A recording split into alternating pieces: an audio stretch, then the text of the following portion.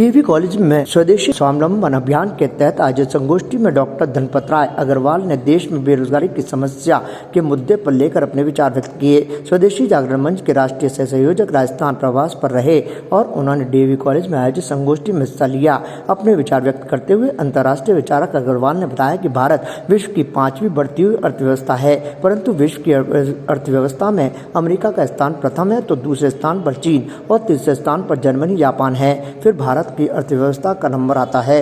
तुलनात्मक रूप से अध्ययन करें तो अमेरिका की अर्थव्यवस्था 28 ट्रिलियन डॉलर की है, जबकि चीन की 19 ट्रिलियन डॉलर और जर्मनी की 4.7 ट्रिलियन डॉलर है। जापान की 4.3 ट्रिलियन डॉलर और 4.2 ट्रिलियन डॉलर है। जबकि इनकी जनसंख्या के अनुपात में तुलना की जाए तो भारतीय अर्थव्यवस्था वर्तमान समय में तेजी से विश्व की बढ़ती हुई अर्थव्यवस्था बनती जा रही है, जिसमें युवाओं का महत्वपूर्ण योगदान है।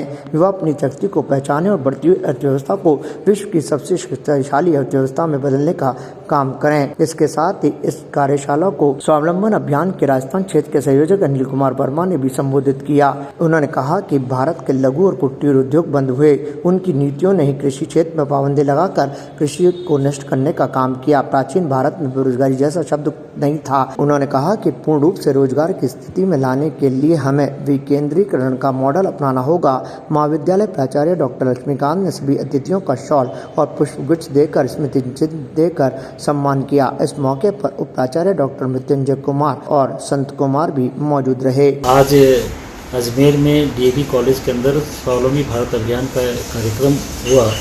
उसके अंदर में यहाँ के प्राचार्य डॉक्टर लक्ष्मीकांत जी भी थे और संत कुमार जी ने पूरा संचालन किया। हमारे अनिल जी जो पूरे क्षेत्र के स्वावलंबी भारत अभियान के जो संयोजक हैं वो भी मौजूद थे और लगभग 50 से 60 लोगों ने इसमें सहभागिता ली, जिसके अंदर में यहाँ के प्रोफेसर्स, टीचर्स और स्टूडेंट्स भी रहे हैं।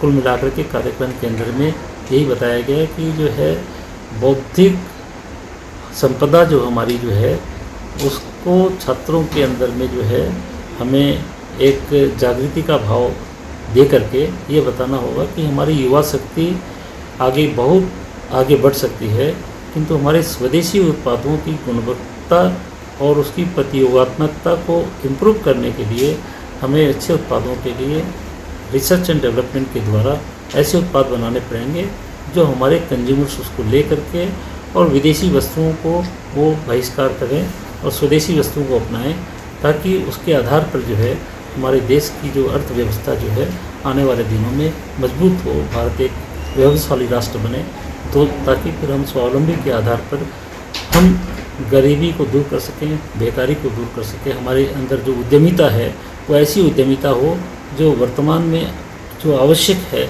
उस तरह के नए आविष्कारों पर आधारित हो, उसकी गुणवत्ता वैसी बने कि जब कंज्यूमर बाज़ार में जाए तो उसको ऐसा लगे कि हमारी स्थानीय और स्वदेशी वस्तुएं जो है गुणवत्ता में और प्राइस के अंदर में इतनी कॉम्पिटिटिव है कि हम उसका व्यवहार करेंगे।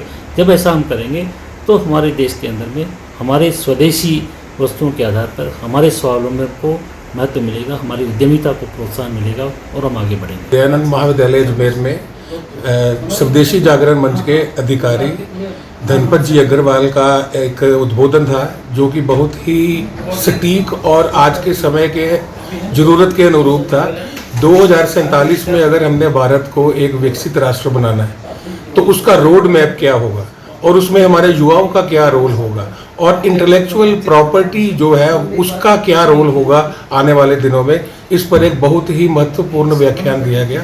मैं डॉक्टर साहब का हृदय से धन्यवाद करता हूं और स्वदेशी जागरण मंच के अन्य पदाधिकारी भी जो हमारे कॉलेज में विराजमान हुए, उन सब का मैं तहे दिल से धन्यवाद करता हूं। और मैं ये समझता हूं कि इस तरह के कार्यक्रम बार बार आयोजित किए जाना चाहिए और हर स्तर पर इस तरह के कार्यों का आयोजन होना चाहिए, क्योंकि 2047 में अगर भारत उन्नत राष्ट्र बनेगा तो हम घर बैठे खाली हाथ बैठेंगे तो नहीं बनेगा।